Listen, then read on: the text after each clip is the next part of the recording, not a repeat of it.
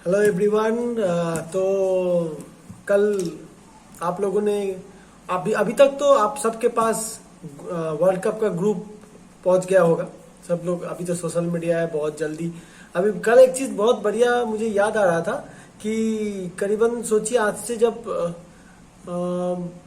14 साल पहले 18 साल पहले जब मेरा उम्र था, करीबन मैं क्लास 5 6 7 ऐसे टाइम पे जब था मैं, तो हम लोग के पास वो ये वर्ल्ड कप का ग्रुप ये बहुत इंपॉर्टेंट डे होता था। तब तो ऐसा लाइव टेलीकास्ट हम लोग देख नहीं पाते थे, इतने सारे केबल चैनल्स वगैरह सोशल मीडिया तो नहीं थे।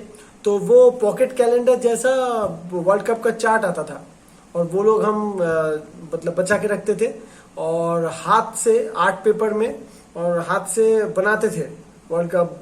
सारे जो कंट्रीज हैं उनके पेपर से और बहुत सारे न्यूज़पेपर में भी आते थे, तो वो फ्लैग्स को काट के और वो वहां पे आर्ट पेपर में चिपका के ऐसा पूरा चार्ट बना के हम लोग वर्ल्ड कप ग्रुप बनाते थे, वो फिक्सचर्स बनाते थे और उसको लगा के रखते थे।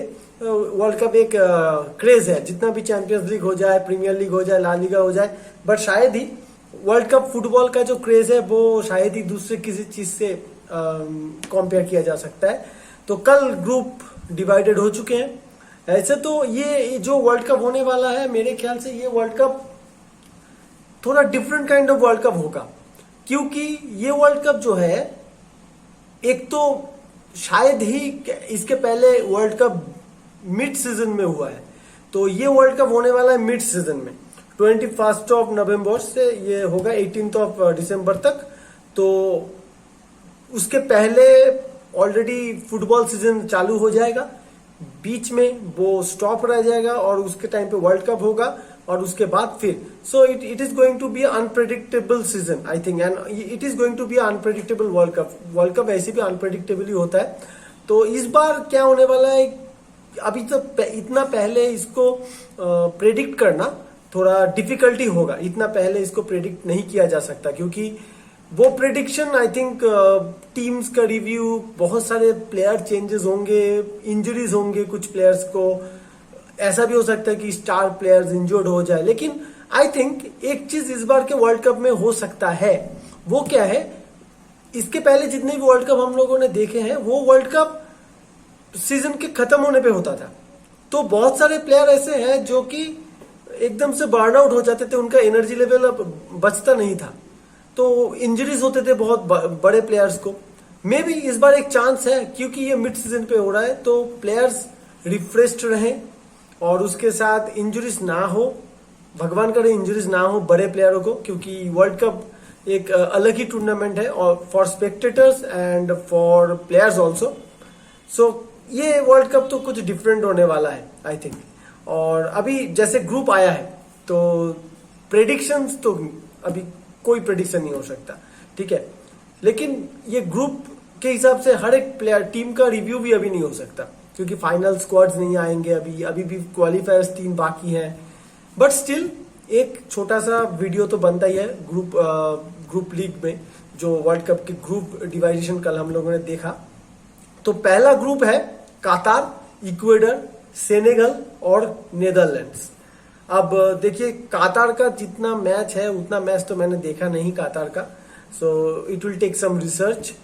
Ecuador typical Latin American country है, they will hit hard defence and then they will hit in counter attack, ये सब तो होने वाला है उनके साथ। और वैसे भी सेनेगल चैंपियन है अभी विथ माने, सेनेगल चैंपियन है, बहुत बढ़िया खेला है अभी अफ्रीकन नेशंस में। लेकिन Netherlands will B favourite I think from this group, but still it's world cup, who knows के क्या होने वाला है। तो वर्ल्ड कप में बोला नहीं जा सकता, but still I think Netherlands will be मतलब favourite from this group. And उसके बाद इक्वेडर, सेनेगल और कतार, आई एम नॉट श्योर कि क्या होने वाला है। Group B, okay, England, Iran, USA, और उसके बाद या तो फिर वेल्स, या तो फिर स्कॉटलैंड, या तो फिर यूक्रेन। अगर यूक्रेन क्वालिफाई कर जाए तो बहुत बढ़िया होगा, अगर यूक्रेन क्वालिफाई कर जाए तो सच में बहुत बढ़िया होने वाला है। लेकिन अगर वेल्स और स्कॉटलैंड जो भी क्वालिफाई करे, I think England should find it easy to qualify. England को ये इजीली क्वालिफाई करना चाहिए for knockouts, because I think they will beat Iran and USA एक फाइट कर सकता है, बट स्टिल जो क्वालिटीज अभी इंग्लैंड के पास है। एंड यस, साउथगेट डिफेंसिव है, ऑब्वियसली साउथगेट डिफेंसिव है, लेकिन जितना भी डिफेंसिव हो जाए, साउथगेट टीम को बना चुका है, सेट कर चुका है ये टीम को। 5 डिफेंस लेके खेल सकता है, या फिर अटैकिंग भी अगर खेले मिडफील्ड पे 4 लेके या 5 लेके, बट ये टीम साउथगेट के लिए सेट हो चुका है और ये टीम जानता है कि किस तरीके से खेलना है। फॉर्मेशन बैठ चुका है इस टीम में और कॉम्बिनेशन बन चुके हैं। इंग्लैंड एडवेंचरस फुटबॉल खेलने वाला नहीं है अभी, और ये वो बेकहम, लैम्पार्ड, जेरार्ड के टाइम का इंग्लैंड भी नहीं है कि अटैकिंग फुटबॉल खेलेगा, आपको देखने में अच्छा लगेगा। ऐसा इंग्लैंड फुटबॉल खेलेगा नहीं। So this team is going to play a bit defensive football, और उसके साथ they can score because Harry Kane है, रहीम स्टार्लिंग है, साका खेलेगा पहले से क्योंकि डिफेंसिव वर्क रेट उसका ज्यादा है। तो इस तरीके के काम होंगे। तो आई थिंक इंग्लैंड, और उसके बाद मेरा ख्याल है अगर यूएसए, आई थिंक यूएसए ही जाने वाला होगा शायद। ईरान का मैंने उतना मैच देखा नहीं है, बट यूएसए का एक ट्रेडिशन है, I think USA will go through. Then group C, Argentina, Saudi Arabia, Mexico and Poland. ये अर्जेंटीना और मेक्सिको तो बहुत ही अनप्रेडिक्टेबल टीम है। आप लोगों को याद है लास्ट वर्ल्ड कप में जर्मनी को उन्होंने पहले मैच में धूल चटाया था। अभी अर्जेंटीना, लैटिन अमेरिकन, मतलब जो कोपा अमेरिका लास्ट गया, और अभी जो क्वालिफायर्स गए, Argentina will be a team to beat, मतलब हार्ड टीम, क्योंकि अभी नया कोच और ये नया team with the help of Messi they will create chances, क्योंकि मेसी खेलेंगे और they will create chances, no doubt. Di Maria always अच्छा खेलते हैं मतलब अर्जेंटीना के जर्सी में, बट ये जो मिडफील्ड है, ये मिडफील्ड अर्जेंटीना का ये तोड़ने वाला मिडफील्ड है। मतलब ओपोनेंट को ये जगह नहीं देगा, ये तोड़ेगा ओपोनेंट को, काउंटर्स बनाने का कोशिश करेंगे ये मिडफील्ड। और ये मिडफील्ड कोशिश यही करेगा कि इजीली ओपोनेंट अटैक ना कर पाए, क्योंकि गंदा फुटबॉल खेलने से अर्जेंटीना तो कभी पीछे आएगा नहीं, और ये मिडफील्ड तो नहीं आएगा। मैंने कोपा अमेरिका में भी देखा है। हिंदी बहुत खराब है मेरा, इसलिए कभी कभी ये प्रॉब्लम हो रहा है प्रोनाउंसिएशन का, माफ कर दीजिएगा। लेकिन ये अर्जेंटीना, होपफुल है हम लोग अर्जेंटीना के लिए। सो उसके बाद I think Mexico, obviously. Poland, yes they have Lewandowski, but Mexico will be good, क्योंकि मेक्सिको के पास वो डेप्थ होगा and they have that experience, वो ट्रेडिशन है उनके पास वर्ल्ड कप का, जो कि प्री क्वार्टर फाइनल तक ही है, बट है उनके पास। तो I think Argentina and Mexico. फिर group D, France, Denmark, Tunisia, और उसके बाद या फिर यूएई या फिर Australia. I think Australia qualify करना चाहिए ऑस्ट्रेलिया को।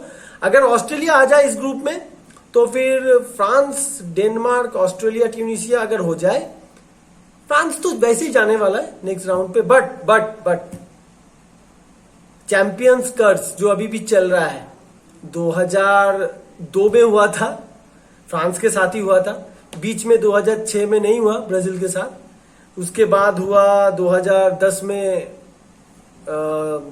में हुआ इटली के साथ, राइट, इटली के साथ, 2014 में स्पेन के साथ, 2018 में वो भी जर्मनी के साथ, और बहुत गंदी तरीके से हुआ जर्मनी के साथ, अब 2022। लेकिन इस ग्रुप से अगर फ्रांस इस ग्रुप से ना क्वालिफाई कर पाए, इजी ग्रुप है आई थिंक, क्योंकि डेनमार्क या लड़ेंगे, डेनमार्क तो कुछ है, मतलब उनके पास है नहीं लूज करने वाला। Denmark will play hard, but I think France के पास जो डेप्थ है, जो स्क्वाड स्ट्रेंथ है, it will be easy to beat. I think Tunisia कोई ओपोनेंट होगा नहीं उनके पास। ऑस्ट्रेलिया या यूएई अगर आ जाए तो थोड़ा बहुत, अगर ऑस्ट्रेलिया आ जाए तो थोड़ा बहुत गेम बनेगा, लेकिन आई think France will win. And Denmark वाला मैच मैं अभी तक बोल सकता क्योंकि Denmark is unpredictable opponent every time, but still I think France इस बार ये जो चैंपियंस कर्स अभी चल रहा है उसको तोड़ने वाला है। सो ग्रुप ई, बहुत कोई बोल रहे थे इसको कि चांसेस है ग्रुप ऑफ डेथ बनने का, क्योंकि स्पेन, जर्मनी और जापान पड़ चुका है यहाँ पे, और इसके बाद कोस्टा रिका और न्यूजीलैंड में से एक यहाँ पे आएंगे इस ग्रुप में। तो स्पेन, जर्मनी, आई थिंक स्पेन और जर्मनी ही क्वालिफाई करेंगे। जापान के लिए ये टफ ग्रुप हो गया, बहुत टफ ग्रुप हो गया।